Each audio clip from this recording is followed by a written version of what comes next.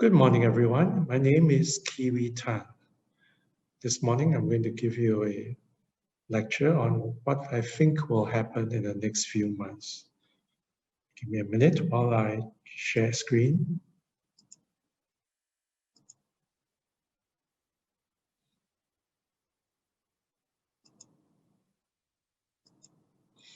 The title of my talk is The Great Reversion. That means the world moving back to a state where it came from before. I start by showing you a photograph. What do you see? Do you see a dog running towards you, or you see a man running into the forest? Some of you might see one or the other or both. Now, this photograph is actually a sort of modern day version of a famous rabbit-duck illusion drawing, which was first issued by a German magazine way back in 1892. The question was, what do you see? Some people see a duck, some people see a rabbit.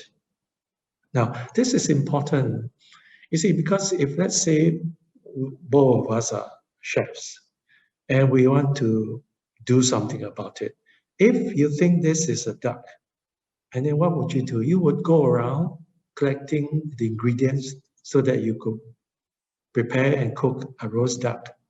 But if you think that it is a rabbit, then you go around collecting ingredients to cook a rabbit stew. Now, this is important, and this was highlighted by a British-Austrian philosopher, Wittgenstein, who came out with a book in 1953, whereby he basically said that the things that we interpret in life, because we both, all of us see it differently, it can lead to arguments. For instance, if you say that you love your wife and you demonstrate it by buying her a dinner once a week, whereas for her, love for her means that you must take out the trash every night. And because you have different definitions of what we mean by love, you can end up with arguments. Now, this applies not just between couples, but between countries. What do you mean by democracy? What do you mean by capitalism? And so we all get into arguments and fights because when we see things differently. Before I continue, I would like you to read this. And basically it's saying that what you're going to hear in the next few minutes is basically my view. I could be wrong, but this is what I see. Let's begin. Look at last year. What happened last year? What does last year mean to us? To some of us, it means that there was a revolution or near revolution in the US Capitol, or the waving goodbye of Trump. Everyone will have different recollections of 2020. But I think most of us will remember 2020 as the year of the COVID-19. That pandemic has hurt a lot of economies. Just give an example of the impact on the US economy. As you can see, this red part here, this is the impact on the US economy. And as you can see, it is worse than the Lehman Brothers crisis in 2009. But compared to another crisis way back, the Second World War, it is not as bad as a crisis in the Second World War. Things are improving, fortunately, and the latest figures show that, well, the number of global cases have come down. Well, let's hope this little upturn doesn't continue. Well, mainly because there's news of vaccines being used, and if they are effective, then good for us. If not, then we should see more pain down the road. What's the damage so far? Well, about 2.5 million people have died. And of course, compared to all the other flus in the past decades, it is not that much. Okay, the Hong Kong flu had 1 million deaths.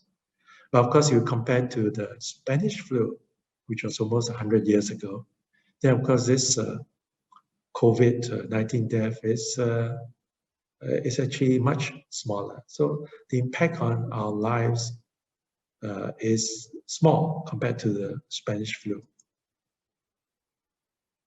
So the question is, when will this COVID-19 become harmless? Well, everyone will have their own opinions, and I will also throw in my guess. I'm using my economic models, and according to my models, the world should have picked up into a bigger cycle from September last year. This is the chart showing the S&P 500. Beginning of the 2020, it fell. Then the Fed liquidity pushed it up. And then around September, when they came up with a few potential vaccines, that's when things started to pick up again. Are the markets too high now? Well, by historical PE ratio figures, it looks high. It's about 40 now. And the historical average for S&P 500 is about 16. So I would be a bit careful about jumping the stock markets right at this moment.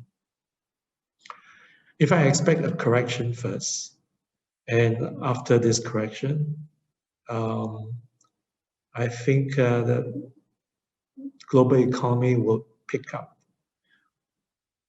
As far as the virus is concerned, I think that as spring turns warmer, the virus will mutate into something less harmful, and give it a few months for a lot of backlog problems to address itself, you know? Because in the past year, there have been a lot of mortgage holidays and rent holidays.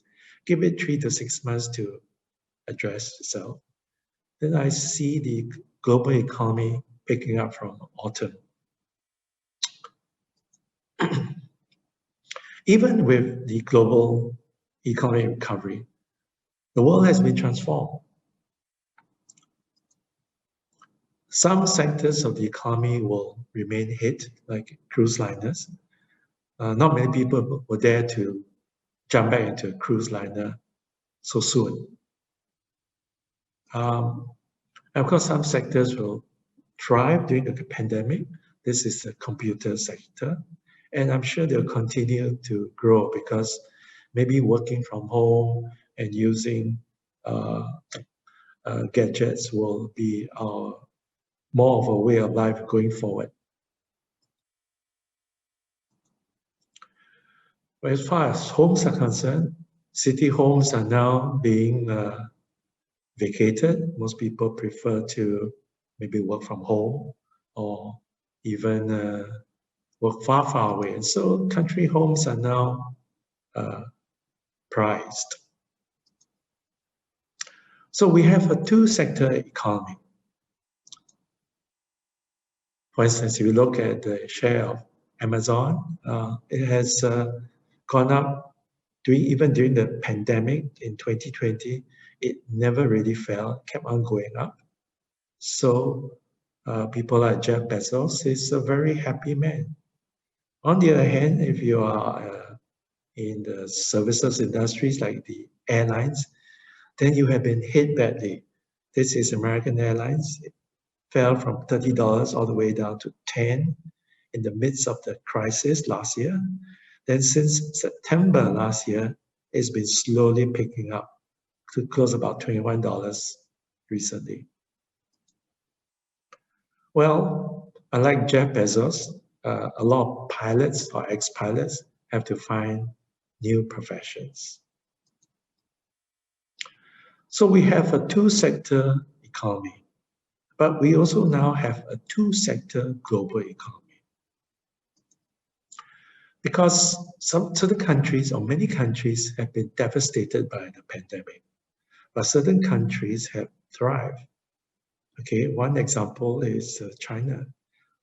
Whereas all the other countries in this chart has registered negative growth for last year, China grew 2.3% last year. So it seems that the West will take more time to recover from the pandemic.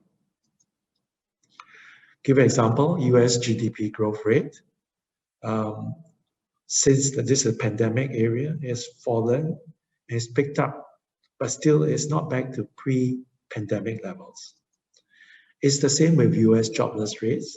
It shot up in the early part of 2020, has now improved, but it hasn't gone back to the pre-pandemic levels. Well, these developed countries have been hit. That's because they rely a lot on their services industries. And that's inevitable. As a country develops, more and more of the jobs are found actually in the services industries. And of course, all governments have been trying to help.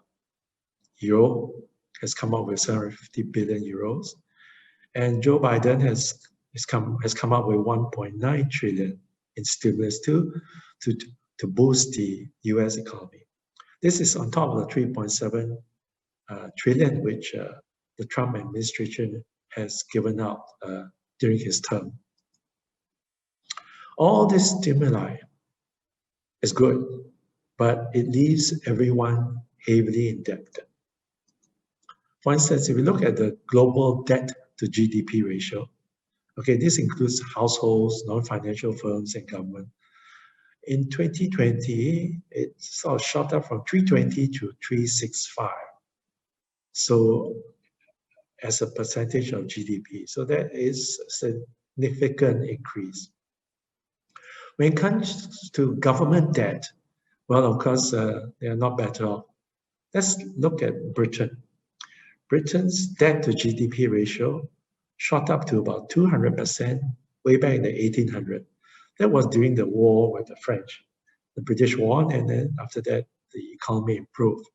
In the Second World War, it deteriorated to 250%, and after the war, it improved again.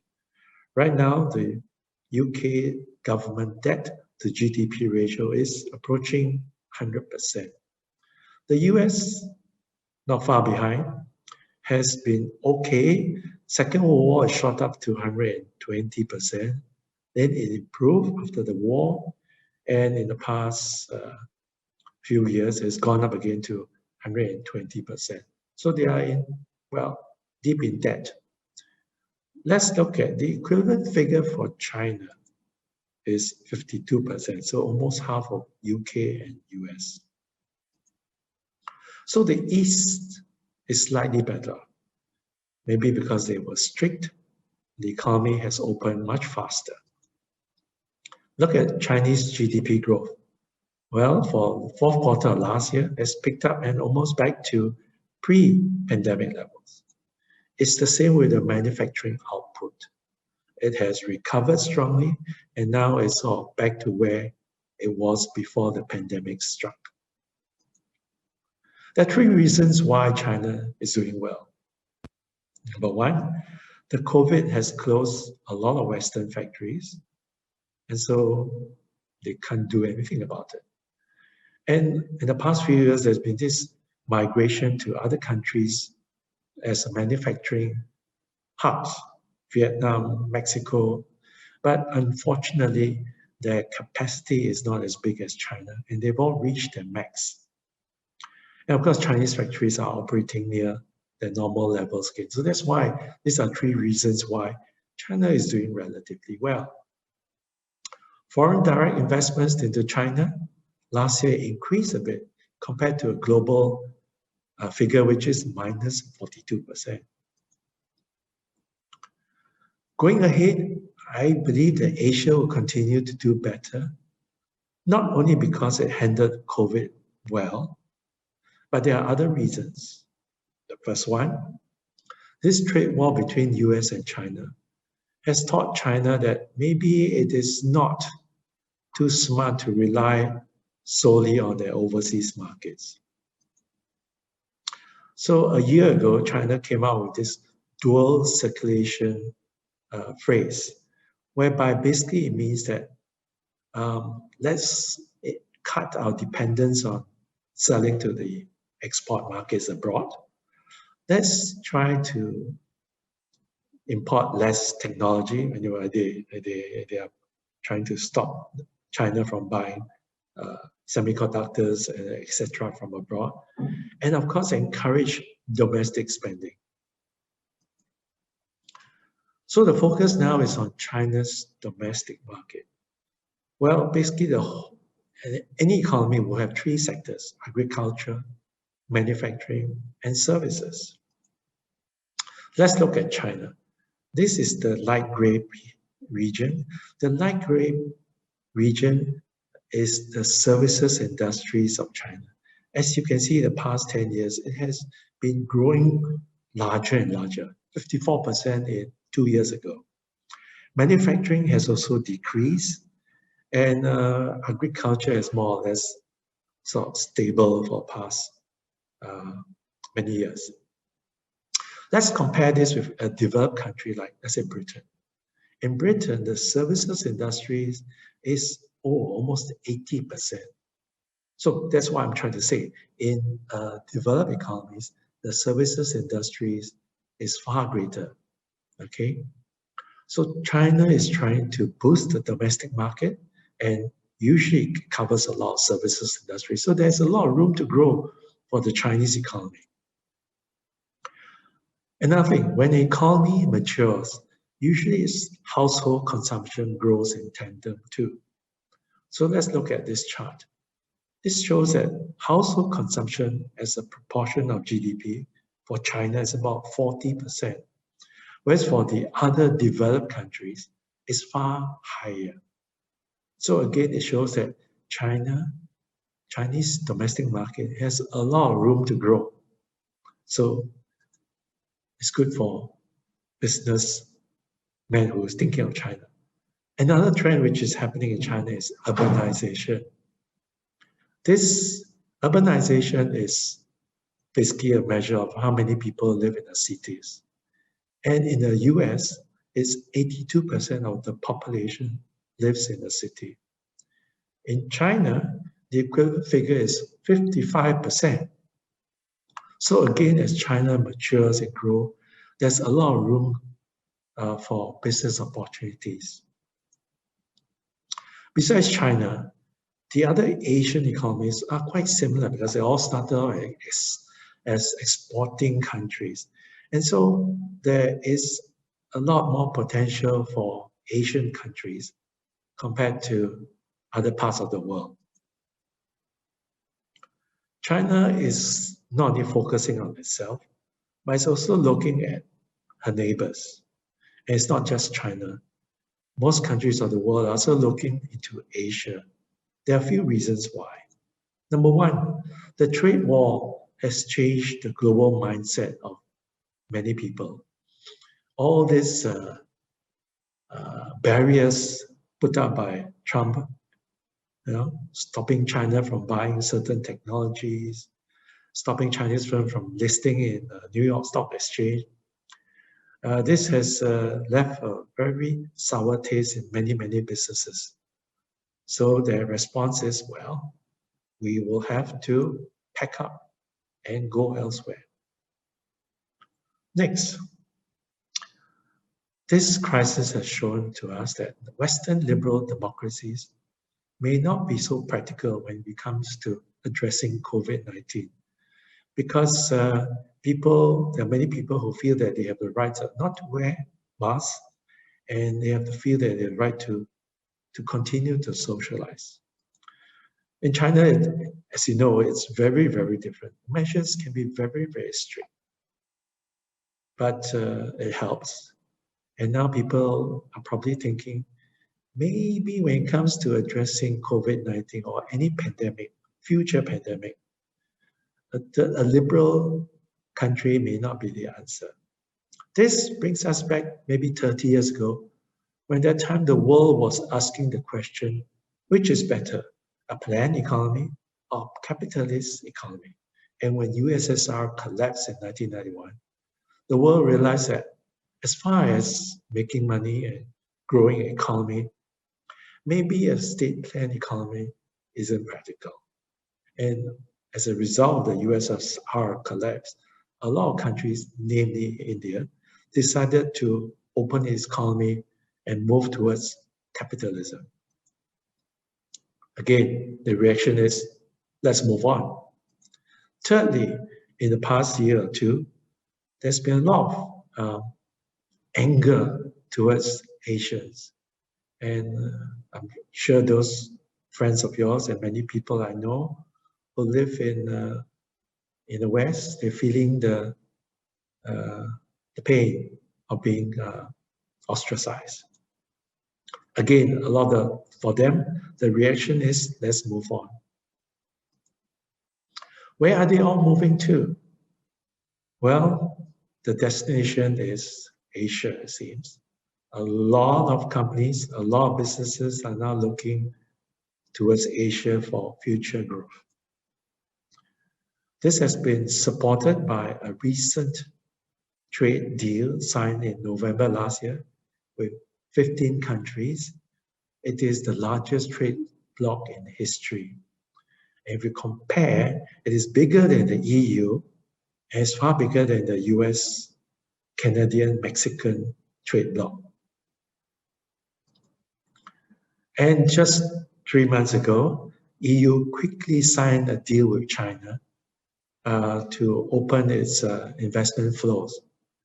Now, this will benefit Europe a lot because right now, EU investment into China is less than 10% of its investment to USA. So there's a lot of room to grow for EU wanting to invest in China. And China is EU's third largest market. Again, a lot of room to grow. This China-EU deal is again good for China's Belt and Road Initiative. This was started like 8 years ago, and basically it was China's idea to link the interior of Asia with China and right to the far shores of Western Europe. Again, this is a very big agreement or block if it takes off. Now the question is, this trade war that we saw in the past few years, is it over?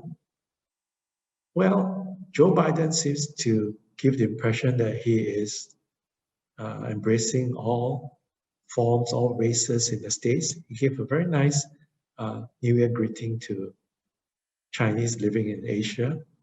But if you look further, it seems to contradict what he has just said. During his inauguration, he invited a representative from Taiwan to the event. Now, I mean, Taiwan is not supposed to be a recognized country by the USA or by United Nations. So to invite a representative to his inauguration is like trying to tell China something.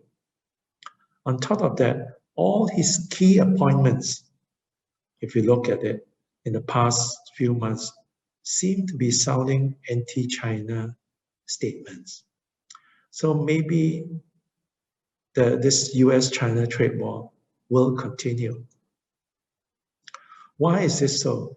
I put it down to, well, the youth of a country. The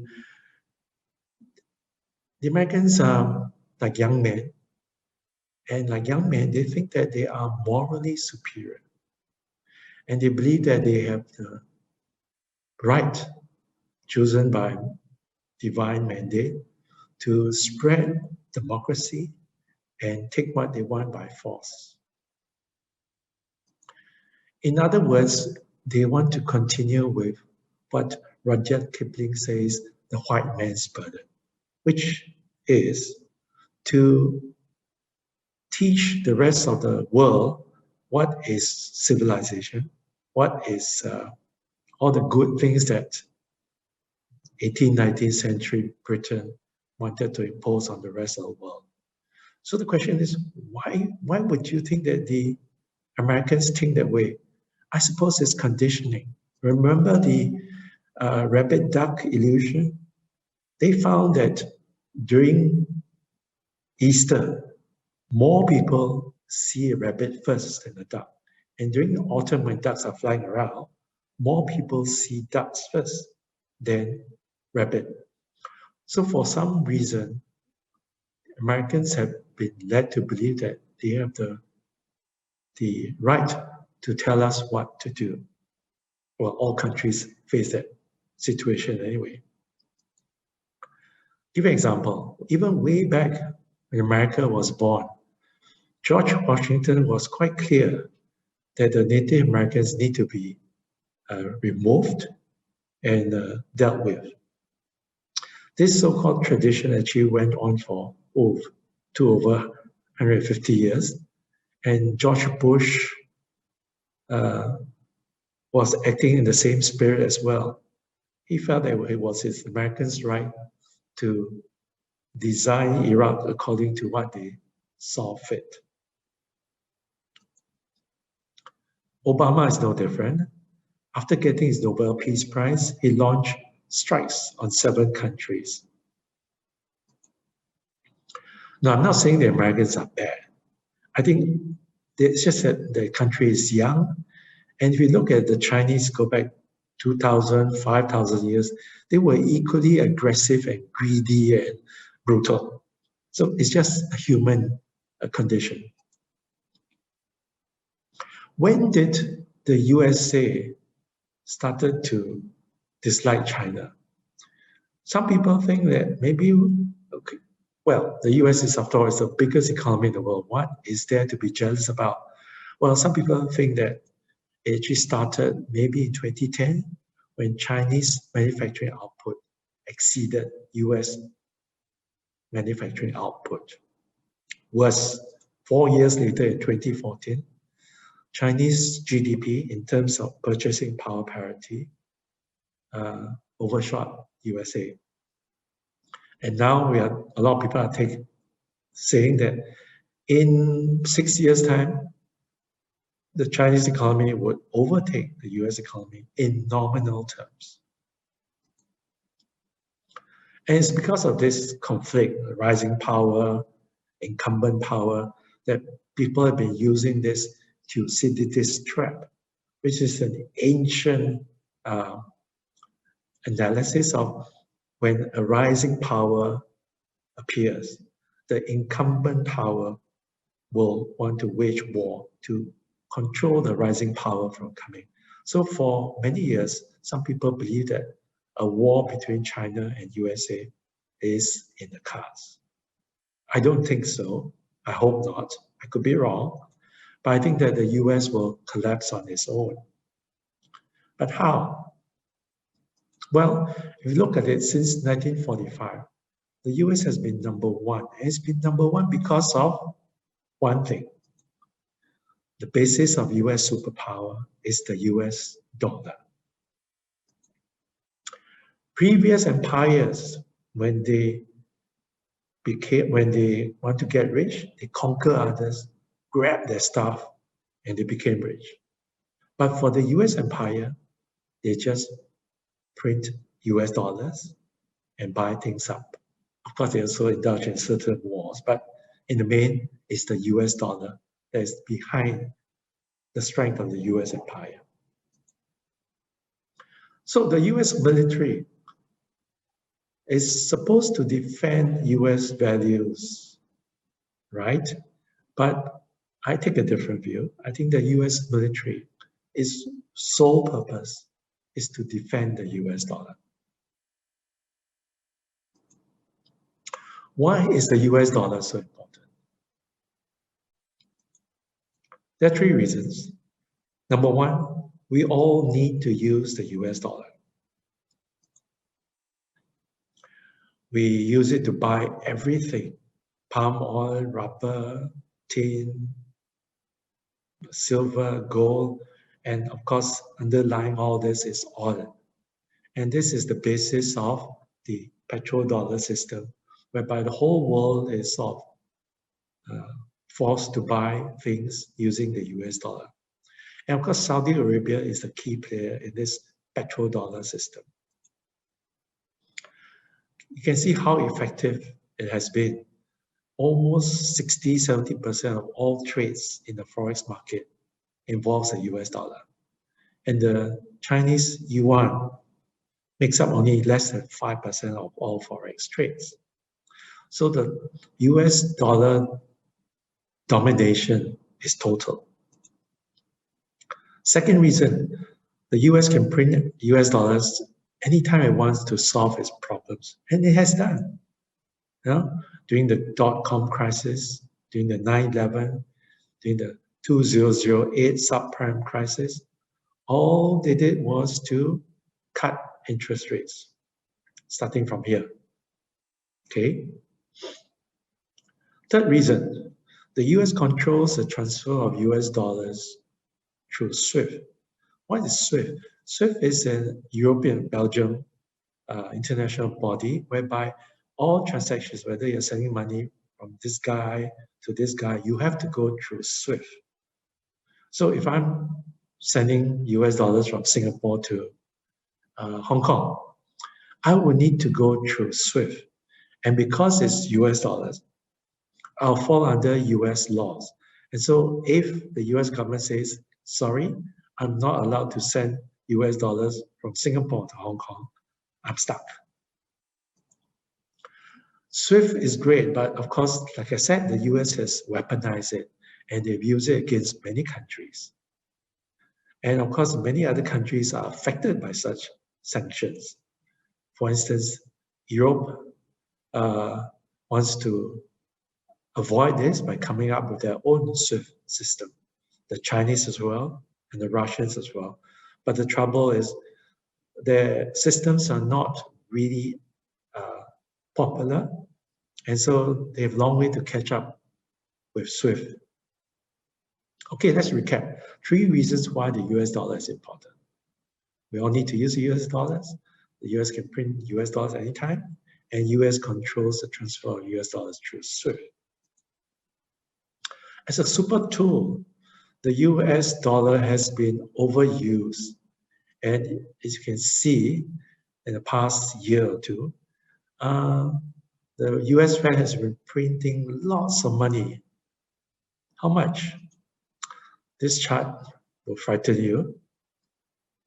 This is year 2020, and at that time they had 4 trillion in M1. Within the space of a year, that increase has gone up 40% to 7 trillion. Of course, this is just M1. If you're talking about real money created by the banking system, there's many, many multiples of this. And all this money printing has only one effect of reducing the purchasing power of US dollars. From 1913, a dollar in 1913 is worth maybe 3 or 2 cents today. For years, the US Fed has been doing that. And for years, people are saying, hey, the US dollar will collapse. But it has not. It has not. Okay, this is a chart showing the US basket against the rest. It's gone down, up, and down in this latest few years. The question is, why has the US dollar survived? The answer is simple. There's no alternative to the US dollar. When the US dollar overtook the sterling pound, there was no other currency in the world to rival it. Until the 80s, we had the Japanese yen coming in. But they fixed the Japanese economy through the Plaza Accord. 10, 20 years ago, another contender appeared, and this is the euro. And well, you know what happened to the euro, right? The Greek debt crisis fixed the euro for good. There are many reasons why it happened. Some say the Greeks spent too much, taxed too little. An alternative view is that the US banks fixed Greece by lending them too much money. And so they had no choice but to fail.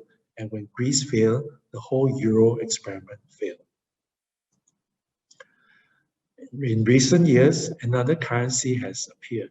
And of course, it's no other than the Chinese yuan. The Chinese economy could have been derailed too in the past year or two by COVID. But thankfully for China, it thrived. Some people, these are the conspiracy theory, think that the virus was planted in China to sabotage the Chinese economy.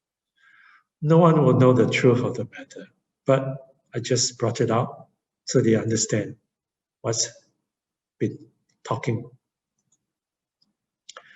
China has recently introduced the digital yuan.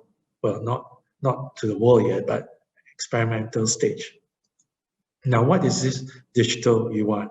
This is the current banking system. Our money goes through banks, and banks will go through a central bank. This digital yuan is the future, whereby we don't need all the banks in between. All we need is just download the app in your smartphone, and then you deal straight away with the central bank. You can send money to your friends, to businesses, all without going through the bank. Well, no one knows what the final form of the digital yuan will take, but most probably it will not cut out the middleman, because it seems that China will want to retain the banks. And why would China want to do that, or central bank do that? Well, it's just like airlines. They don't want to cut off their travel agents by only selling tickets online. They want, maybe they find their agents useful. And so maybe Chinese central bank will find Chinese banks useful when they finally launch the digital yuan. Now the question is, why is China planning a digital yuan? There are many reasons. Number one, they want sovereignty. Right now, WeChat Pay and Alipay dominate the payment system. Central bank doesn't really like that. And so it wants to cut them out. Secondly, a lot of Chinese do not have access to the banking system, especially in the poor western, northern regions. So this digital yuan is to close the gap.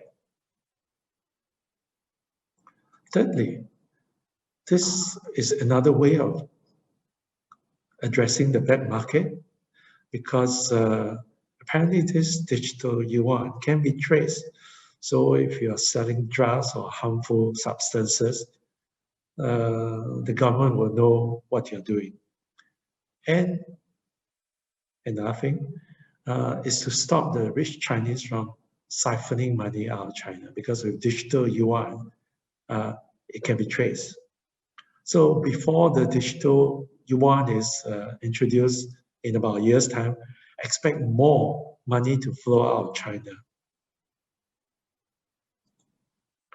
Lastly, fourth answer, internationalization of the yuan. China wants to do that. It's been trying to do that for the past 20 over years, or building up the momentum for it.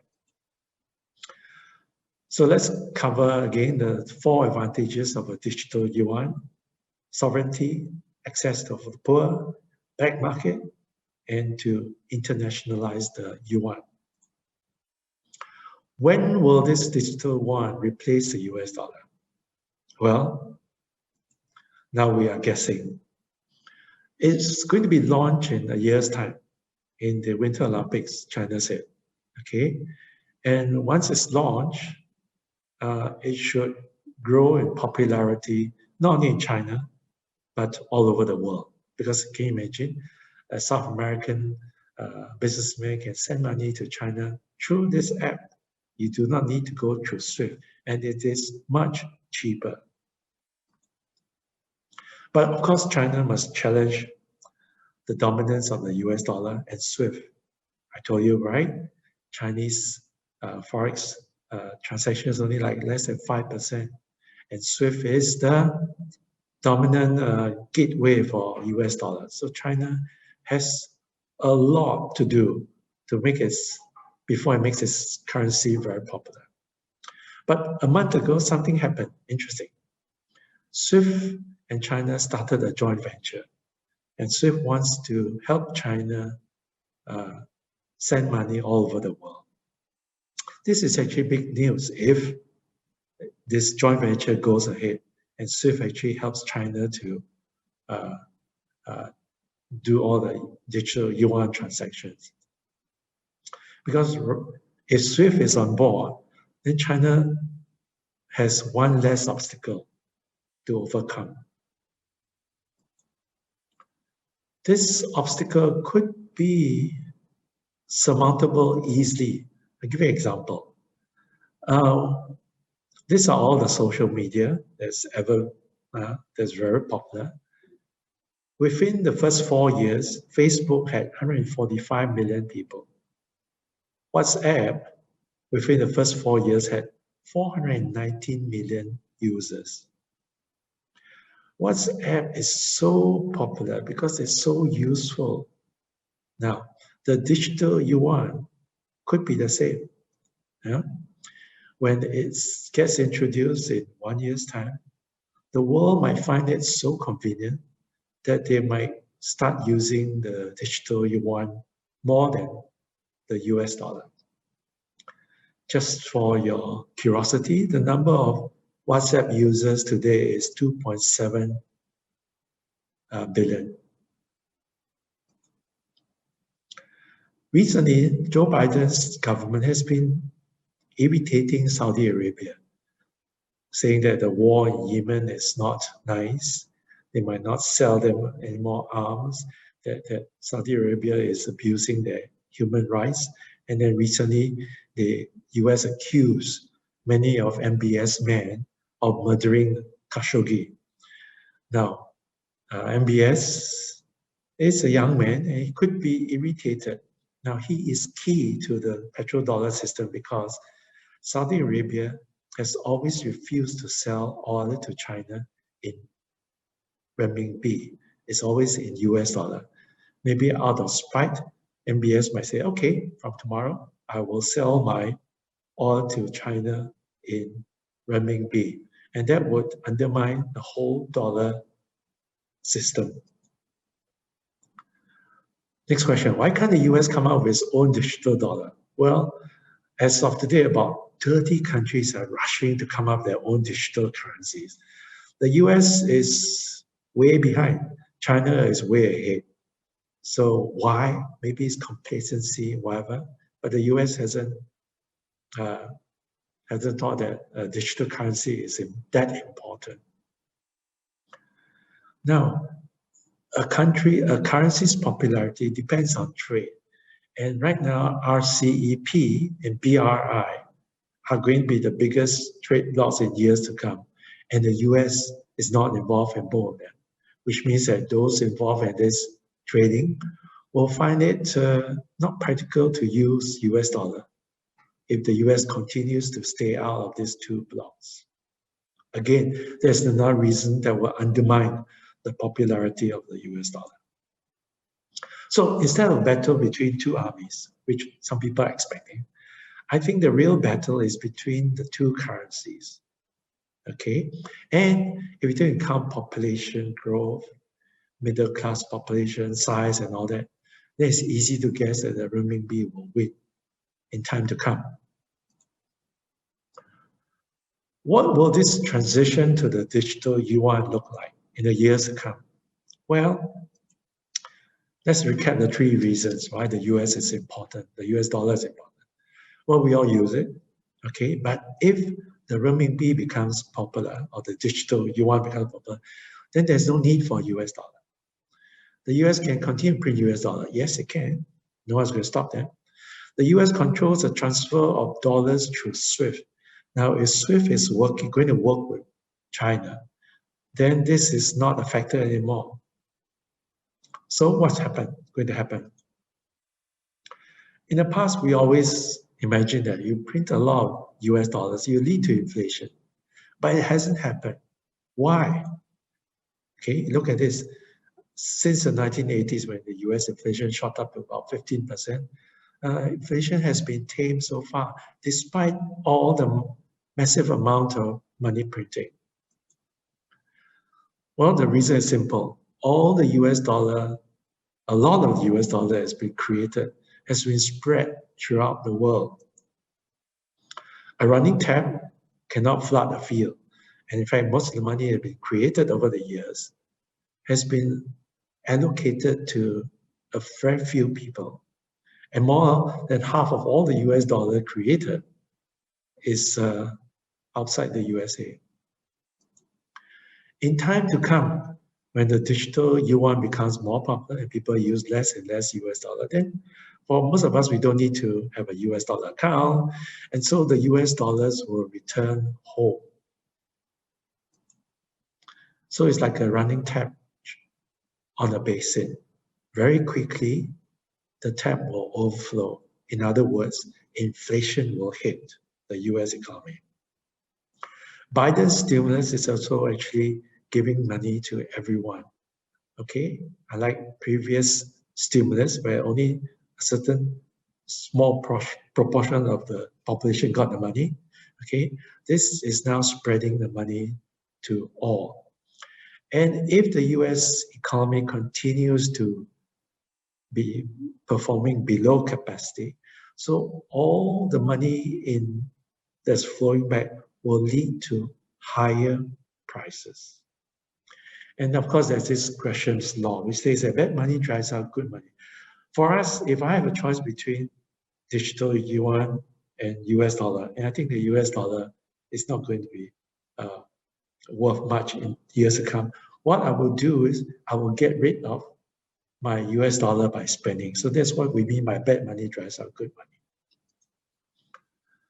What does history teach us about printing too much money? Well, throughout history, hyperinflation has been a factor. For the Roman Empire, the 3rd century, it happened, and then it led to the collapse of Western Roman Empire. But let's bring to a more recent example, German hyperinflation in 1921 and 1923. Hyperinflation is defined as something that above 50% in rate increase per month. In 1921-23, Germany had inflation of 30,000% per month, and prices doubled every few days. How did that happen? Well, when Germany lost the war in 1918, it had to, under the Treaty of Versailles, they had to pay the victorious enemies $55 billion in gold and silver. So of course, Germany tried to do. But sooner or later, it ran out of money, ran out of gold and silver, but Germany still had to pay wages for civil servants and everything else. So it resorted to printing money. And that's what the German central bank did. Sooner or later, prices rose. In 1921, a loaf of German bread cost 160 marks. A year later, it was 2 billion marks. German hyperinflation happened as well, and because of too much money. Now, the beauty of investing in stocks is that you are owning a fraction of the company. So even if there's hyperinflation, your stock price will go up.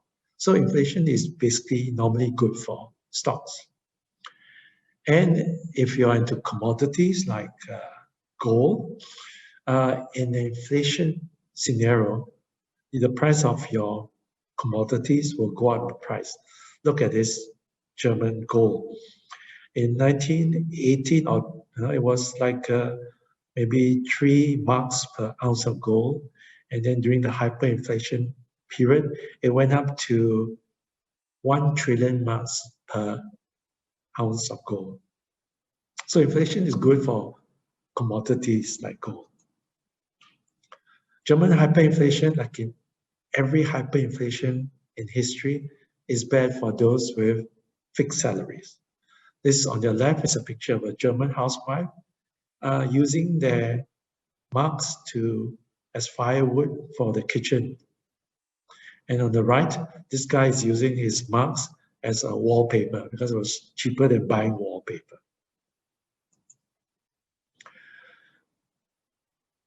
When there's hyperinflation or inflation. Of course, the natural thing is that the exchange rate of the currency in trouble would fall. So the German mark did fall. In 1922, it was like 100 marks per US dollar. And before the end of 1923, it was like 10 trillion marks per US dollar. So what happens when currency depreciates? Most central banks will try to protect the currency from depreciating. And what do they normally do? They raise interest rates. And when you raise interest rates, what happens? Everything falls. So if US economy faces hyperinflation in the years to come, central bank will have to raise interest rates. And when they do that, US stocks will fall, bonds will fall, even property will fall. And all those who are on US loans will have to pay higher interest rates, and they will be hurt. All schemes depending on leverage and cheap US dollars will be in danger. Basically, the whole market will implode. So history tells us that with hyperinflation, not only will the currency collapse, but the economy will collapse too. What can we do about it? Well, minimize your cash holdings, US dollar especially, and minimize all your investments that use US dollars. Of course, pile up onto commodities because they are the ones that thrive in an inflationary period. So the next question is, when will this implosion happen? Nobody knows. I also don't know, but I'm going to give a guess. The digital yuan will be introduced in 1 year's time. And let's assume that the digital yuan is very popular, like WhatsApp was when it was first introduced. Now I'll give it maybe another year or two. So by 2023, the digital yuan might even overtake the US dollar in popularity. What we are witnessing these days is the rise and fall of great empires. If we go back 300 or 800 years, that was a time when China was king of the world. The Venetian Kublai Khan went there and found and learned many things about Chinese technology, Chinese food, everything Chinese. You go back 200 to 500 years into India, and they were also the king of their lands. But about 200-300 years ago, the world changed. The Western colonial powers went over the East as the British took over India. And about the same time, a small force of British and French force managed to overcome the Chinese military and burn down the Peking Summer Palace. And ever since then, the world has been ruled by the West. 20% controlling the rest of the world. What we are seeing now is the Great Reversion. As the businesses move to the East, to Asia, the focus, the weight of the world will move to Asia. Of course, not all Asia will grow evenly. Some countries will have high-speed trains, and some countries will have old-fashioned trains. But this is what's going to happen.